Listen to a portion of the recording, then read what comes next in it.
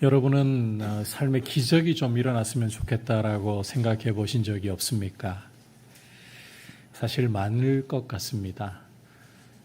인생의 큰 어려움과 공고함을 만난 분에게는 그저 일상이라도 기적일 수 있습니다. 그렇지만 나는 좀 큰 기적을 내 삶에서 보았으면 좋겠다. 이런 마음이 우리의 삶 가운데 종종 일어나곤 합니다. 오늘 우리가 살펴볼 말씀이 그런 큰 기적입니다. 바로 오병이어의 기적을 보여주고 있습니다. 앞서 세례 요한의 죽음에 대해서 우리가 함께 말씀을 살펴보았습니다. 세례 요한은 갈릴리 군주였던 헤롯 안티파스의 죄를 책망하다가 자신의 아내를 버리고 동생의 아내인 헤로디아를 취한 것은 옳지 않다라고 책망을 하다가 헤롯에 의해 투옥이 되었습니다. 그리고 헤롯의 생일날 요한이 죽임을 당하는 사건이 벌어지게 되었는데 이 생일 잔치에 헤롯이 신하들과 장수들과 또 갈릴리 지역의 귀인들을 초대한 겁니다. 이 자리에 헤로디아의 딸이 들어와서 춤을 추어서 그 잔치에 참석한 사람들을 굉장히 기쁘게 하는데 헤롯이 소녀에게, 헤로디아의 딸에게 원하는 것이 무엇이든지 내게 구해라. 그러면 내 나라의 절반이라도 주리라. 이 기회를 헤로디아가 놓칠 수가 없었던 겁니다. 그래서 딸아이에게 세례 요한의 머리를 베어 소반에 담아 가지고 오게 하라고, 그렇게 구하라고 명하죠. 이로써 세례 요한은 삶을 마감하게 된 것이었습니다. 사실 이 헤롯 안티파스라는 인물은 세례 요한을 의롭고 거룩한 사람으로 알고 말씀을 들을 때에 불편해하면서도 달게 여기면서 요한을 보호하려고 했었습니다. 하지만 헤롯의 생일 잔치를 기회로 이 헤로디아가 헤롯을 사주해서 결국은 요한의 머리를 베게 만들고 말았습니다. 이것은 과거 북이스라엘 왕이었던 아합이 희대의 악녀였던 이세벨의 충동을 받아서 선지자들을 박해하고 엘리야를 또 박해했던 그 사건을 떠올리게 합니다. 주목할 것은 이 세례 요한이 말라기 선지자가 예언했던 엘리야라는 거예요.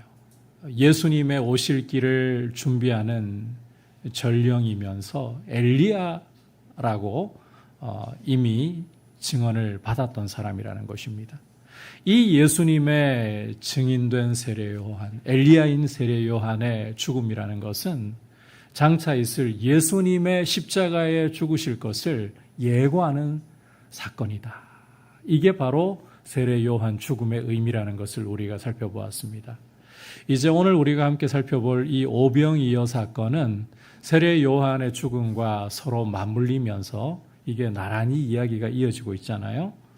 굉장히 중요한 연결점을 갖고 있습니다. 우리가 이제 함께 말씀을 살펴보면서 이 오병이어 사건과 세례 요한의 죽음이 도대체 어떤 연결점을 가지고 있는가? 이 부분을 우리가 함께 살펴보고 또 이 말씀을 통해 주시는 메시지를 귀 기울이려고 합니다. 앞서 주님은 12제자를 불러 둘씩 짝지워서 전도하러 보내셨습니다. 오늘 말씀 30절은 이제 전도하고 돌아온 제자들이 주님께 자신들이 한 일에 대해서 보고하는 것으로 시작되고 있습니다. 여러분, 전도하러 갔다가 돌아왔잖아요. 사역을 마치고 왔잖아요.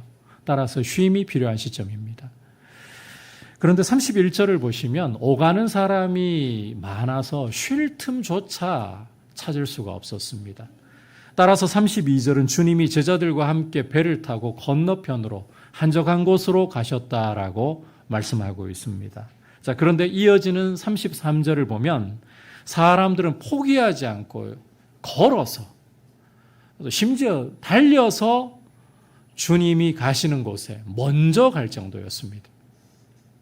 주님은 이런 큰 무리를 보시고 34절을 보시면 그 목자 없는 양 같음을 인하여 불쌍히 여기셨습니다.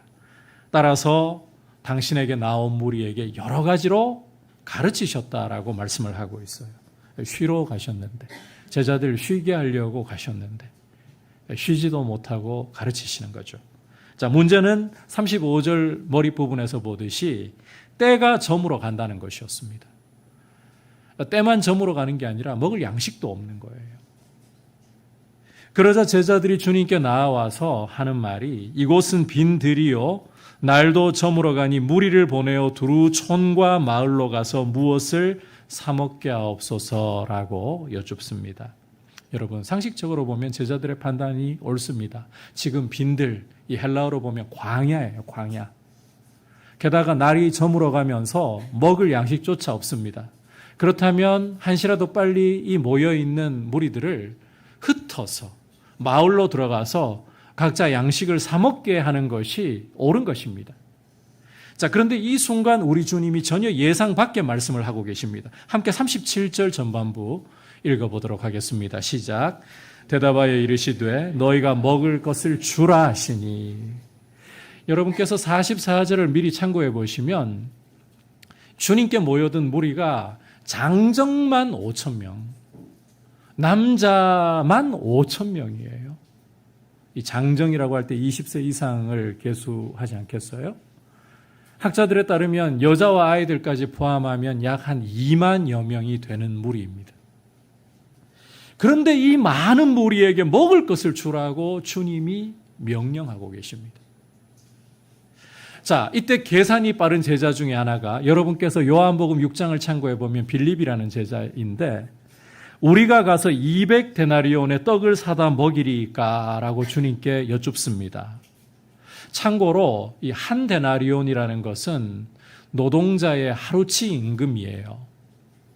그러니까 200데나리온이라고 하면 노동자의 200일치 임금에 해당한다라고 볼 수가 있는 거죠.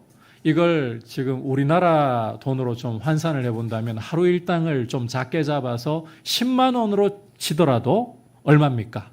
2천만 원에 해당하는 돈인 거예요. 여러분, 그러니까 이 200데나리온 주고 떡을 사서 먹이리까 이것은 실제로 그 2천만 원이나 되는 10만 원 잡아서 환산한 돈으로 2천만 원이나 되는 돈을 주고 양식을 사서 먹이겠다 이 이야기를 하고 있는 게 아닙니다. 이걸 도대체 어떻게 먹이라고 이 많은 무리를 어떻게 먹이라고 주님이 명령하시는 겁니까? 이런 반문을 하고 있는 거예요. 상식적으로 지금 불가능한 말씀을 주님이 하시는 거 아닙니까? 이렇게 묻고 있는 것이나 다름이 없다는 거예요. 자, 그런데 주님은 이런 제자들의 판단에 대해서는 전혀 아랑곳하지 않으시고 어떤 말씀을 주시는가? 38절 전반부 같이 읽어보겠습니다. 시작. 이르시되 너희에게 떡 몇 개나 있는지 가서 보라 하시니. 자, 주님은 여기까지만 볼게요. 주님은 제자들에게 가서 떡이 몇 개나 있는지 알아보라 하시죠. 제자들이 주님 명령이니까 알아보긴 알아보는데 어떻습니까? 물고기 2마리에 보리떡 5개가 전부인 겁니다. 떡 5개와 물고기 2마리가 있더이다. 요한복음 6장 9절을 참고해 보면 이 보리떡 5개와 물고기 2마리는 한 아이가 가지고 온 식사입니다. 한 아이의 단촐한 점심 도시락이라는 거예요. 따라서 눈앞에 펼쳐져 있는 상황과 이 도시락이 대비를 이루면서 이걸 가지고 도대체 뭘 하라고 이런 말이 나올 수밖에 없는, 제자들에게 좌절감을 더할 수밖에 없는 역할을 하는 것이 이 아이의 도시락이라는 거예요. 오병이어라는 것입니다. 그런데 주님은 이런 상황 속에서도 전혀 아랑곳하지 않으시고 무리를 100명씩 50명씩 앉히라고 제자들에게 명하시고는 어떻게 하시느냐. 자, 놀라운 일이 이제 벌어집니다. 함께 41절부터 44절까지 한 목소리로 읽어보도록 하겠습니다. 시작. 예수께서 떡 5개와 물고기 2마리를 가지사 하늘을 우러러 축사하시고 떡을 떼어 제자들에게 주어 사람들에게 나누어 주게 하시고 또 물고기 2마리도 모든 사람에게 나누심에 다 배불리 먹고 남은 떡 조각과 물고기를 12바구니에 차게 거두었으며 떡을 먹은 남자는 5,000명이었더라. 자, 주님께서 이 보잘것없는 한 아이의 도시락, 이 한 아이의 도시락을 받아 드시고 그 손에 받아 드시고 하늘을 우러러서 축사하시고는 떼어서 제자들에게 주시면서 무리에게 나누라 명하시는데 어떤 일이 벌어집니까? 나누어 주어도 떡이 없어지지 않는 겁니다. 나누어 주어도 물고기가 없어지지 않는 겁니다. 장정만 5,000명이 되는 이 큰 무리를 배부르게 먹이고도 그 남은 부스러기가 12바구니에 찰 정도가 되었다. 여러분, 성인 남자 한 사람의 배도 못 채울 아이의 도시락에 지나지 않습니다. 그런데 이것이 우리 주님의 손에 올려졌을 때에, 우리 주님이 이 보잘것없는 도시락을 축사하셨을 때에 장정만 5,000명을 먹였습니다. 사실 상식적으로 판단해 본다면 광야이고 저녁 무렵이고 양식이 떨어져서 사람들을 보내야 한다는 제자들의 판단이 옳았습니다. 제자들에게 너희가 먹을 것을 주라고 하시는 말씀은 터무니없는 말씀처럼 들렸습니다. 게다가 떡을 가져오라 하셨을 때에 이걸 가지고 도대체 뭘 하라고, 제자들의 한계만, 좌절만 더할 따름이었습니다. 그런데 여러분, 이 제자들의 한계, 이 제자들의 좌절을 보여주는 이 하나의 도시락, 이것이 주님의 손에 올려지기만 하면, 주님이 축사하기만 하면 장정 5,000명을 먹이고도 남는 주님의 능력이 나타나는 사건이 된 것입니다. 우리는 우리 자신의 한계와 약점 때문에 우리 인생의 발목이 잡힐 것이라고 생각하는, 판단하는 경우가 참 많습니다. 그런데 여러분, 그건 우리의 착각입니다. 우리 인생이 우리 약점 때문에, 우리의 한계 때문에 발목이 잡히고 좌절된다고요? 아닙니다. 여러분, 오히려 우리의 강점이 하늘 높은 줄 모르고 교만해질 때 우리 인생이 추락하면 산산조각 나는 것입니다. 아무리 약점이라 할지라도, 아무리 우리의 한계라 할지라도 이것이 주님 손에 올려져서 주님이 축사하실 때에는 주님의 능력이 나타나는 통로가 될 줄 믿습니다. 여러분, 이것을 이 오병이어 사건을 통해서 우리는 보아야 하는 것이에요. 이것은 사도 바울도 동일하게 고백하는 것입니다. 사도 바울이 고린도후서 말씀을 읽어보시면 자신의 육체로부터 가시를 제거해 주시기를 3차례나 하나님께 구했다, 간절히 구했다라고 말씀하고 있습니다. 이 육체의 가시라는 게 어떤 것인지 구체적으로 알 수는 없어요. 학자들에 따라서는 안질이다. 왜냐하면 이 다메섹 도상에서 부활하신 주님을 그 눈으로 보았잖아요. 그 후에 사도 바울의 눈이 일순간 멀어버렸죠. 그리고 아나니아의 안수로 다시 보게 되었지만 눈에는 안질이 생겼다. 그래서 학자들은 육체의 가시가 안질이라고 생각하기도 하고, 또 어떤 학자들은 간질이라고, 복음 전하다가 갑자기 거품을 물고 쓰러지는 이런 일들이 벌어질 수 있으니까 이 간질을 제거해달라고 기도한 것이다. 뭐 어느 것이든 정확히 알 수는 없어요. 중요한 것은 사도 바울이 돌에 맞으면서도, 여러분께서 그 루스드라 사도행전 14장에 보시면 루스드라 사역에서 돌에 맞아서 거의 죽었다라고 판단할 정도까지 갔으면서도 다시 일어나서 복음 전하러 또 들어갔던 그 사람이 이 육체의 가시만큼은 너무 고통스러웠다라는 것을 알 수가 있는데, 이걸 제거해달라고 구하는데 하나님은 뭐라고 답을 주셨습니까? 내 은혜가 너에게 족하다. 왜냐하면 너의 약함을 통해서 내 능력이 드러나기 때문이다. 여러분, 육체의 가시이고 육체의 좌절을 주는 사건인데 오히려 이것이 하나님의 은혜가 드러나고 능력이 드러나는 통로가 된다는 것입니다. 여러분, 우리 인생의 약점과 한계가 우리의 발목을 잡는 것이 아니라 주님께 드려지지 않는 우리의 강점, 이게 더 위험합니다. 반대로 주님께 드려지는 우리의 약점과 우리의 한계는 주님의 역사를 볼 수 있는, 주님이 새로운 일을 시작하시는 영광의 지점이 되는 줄 믿으시기를 바랍니다. 그래서 주님께 우리의 약점과 한계를 올려드릴 수 있기를 주님의 이름으로 축복합니다. 자, 그런데 오병이어의 사건을 여러분 여기에서 메시지를 그치면 이 사건은 여러분이 알아야 할 메시지의 절반도 알지 못한 것입니다. 이 사건 속에는 정말 굉장히 중요한 메시지가 들어있습니다.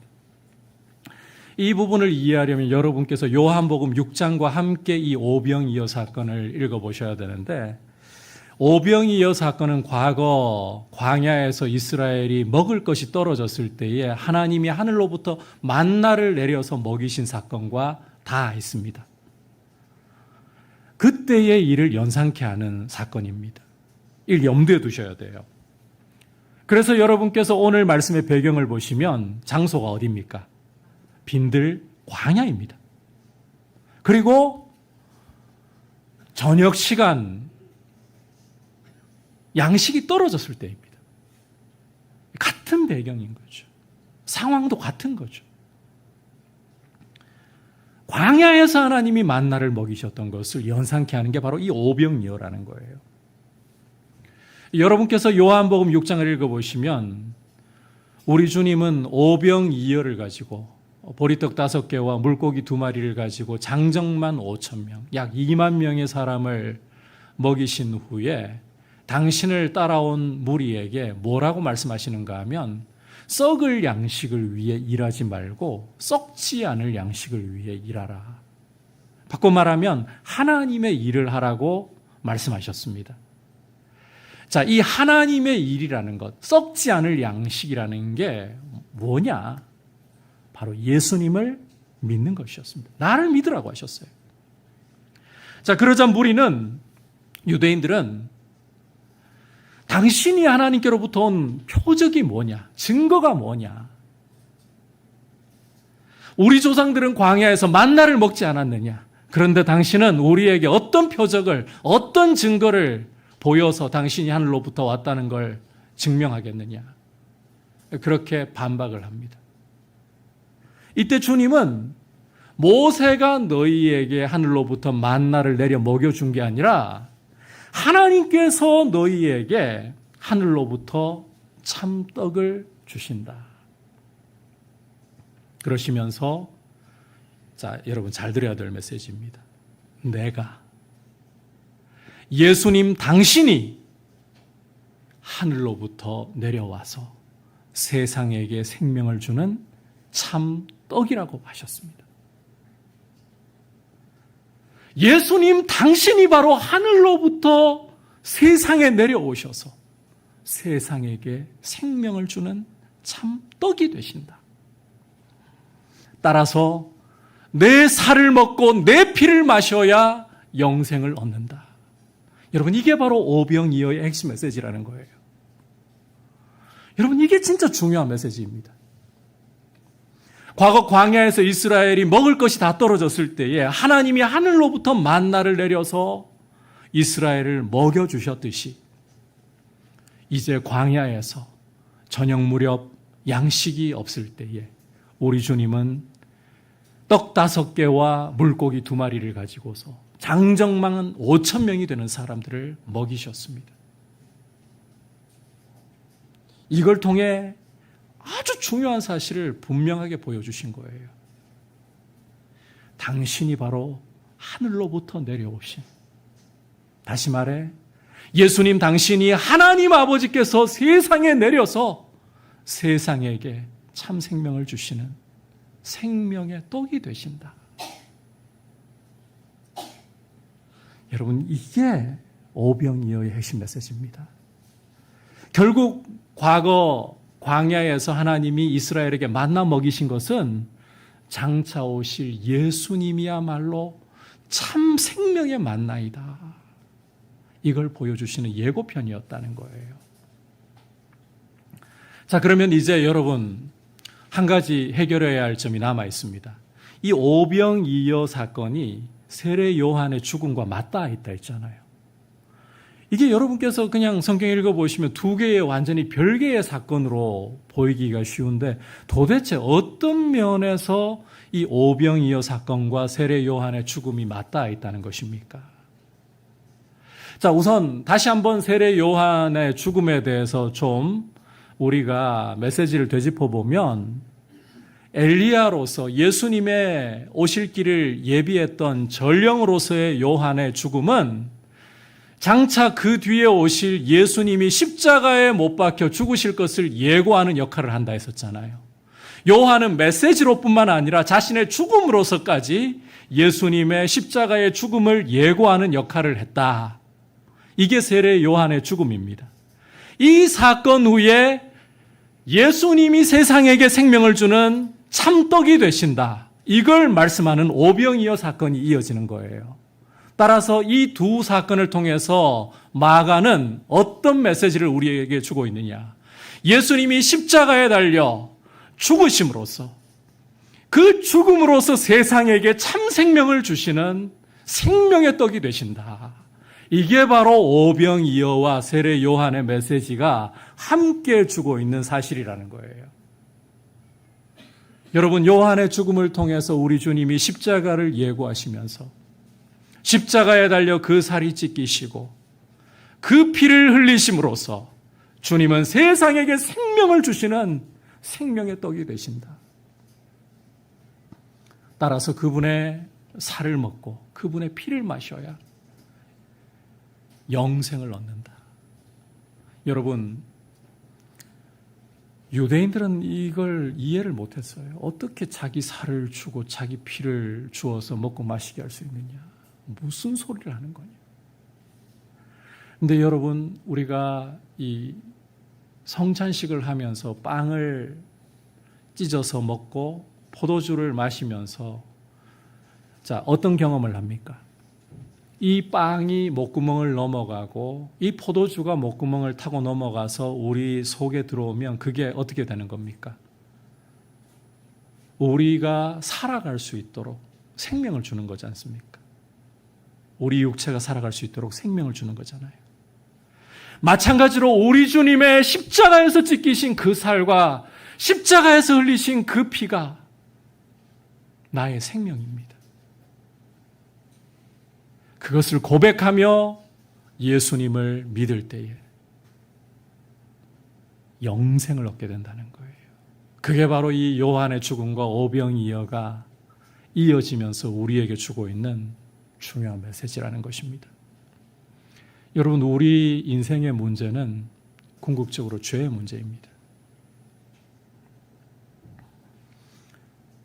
죄 문제가 해결되지 않으면 아무리 많은 돈을 가지고 있고 아무리 성공을 거두고 아무리 사람들에게 인기를 얻는다 할지라도 그 결과는 죽음이고 영원한 심판이 기다리고 있을 뿐입니다. 죄의 문제가 해결이 되어야 돼요. 여러분에게 다시 한번 이 사실을 주지시키고 싶습니다. 여러분의 삶에 죄 문제가 해결이 되어야 돼요. 죄 문제를 해결하지 않은 채 살아가고 있다면 여러분의 삶이 아무리 성공을 거두고 아무리 빛이 난다 한들 그것은 그저 신기루에 지나지 않는 것입니다. 모래 위에다가 집을 짓고 있는 것일 뿐입니다. 죄 문제가 해결이 되어야 돼요. 우리 위에 십자가에 달리셔서 우리 죄를 위해 십자가에 달리셔서 그 살이 찢기시고 그 피를 흘리심으로써 우리의 죄를 사하신 예수.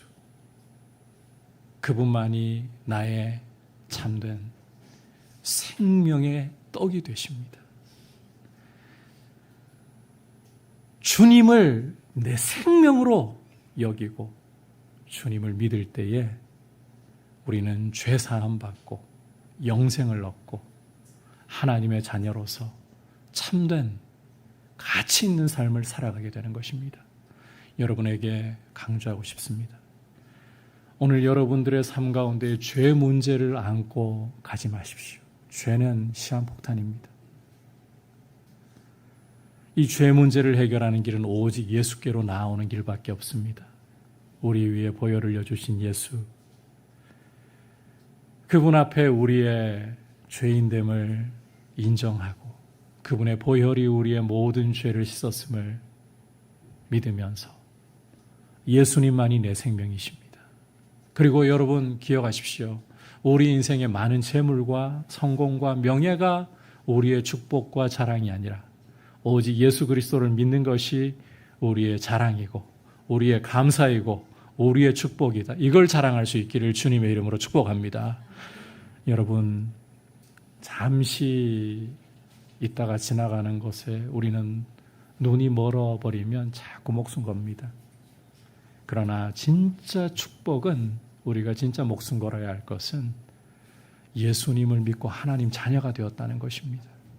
이제 장차 우리 주님 다시 오셔서 이 세상 나라를 하나님의 나라로 바꾸시고 새 하늘과 새 땅을 여시고 영원히 주님과 함께 왕노릇하며 하나님을 찬송하는 그 날을 이루실 것입니다. 그 날을 우리가 믿음으로, 주님을 믿음으로 바라볼 수 있다는 것이, 맞이할 수 있다는 것이 영광이고 자랑입니다. 이 자랑을 가지고 여러분 주님 앞에서 믿음으로 걸어가는 길을 복되게 여기고 감사하고 자랑할 수 있기를 축복합니다. 오늘 오병이어의 메시지를 통해 주시는 우리의 메시지 들었습니다. 오병이어가 주님 손에 올려졌을 때 장정만 5,000명이 먹을 수 있는, 여자와 아이까지 합하면 2만 명이나 되는 무리가 먹을 수 있는 제자들의 한계가 주님의 능력이 되는 사건이었습니다. 여러분, 우리의 한계와 약점을 주님께 드릴 때 주님의 능력을 보게 될 줄 믿습니다. 아울러 이 오병이어 사건이 세례 요한의 죽음과 합쳐져서 우리 주님이 십자가에 그 살을 찢기시고 피를 흘리심으로 세상에게 생명을 주시는 참떡이 되신다. 주님을 믿는 것이 참 생명의 길이다. 이 사실을 여러분 꼭 붙들고 이것을 자랑할 수 있기를 축복합니다.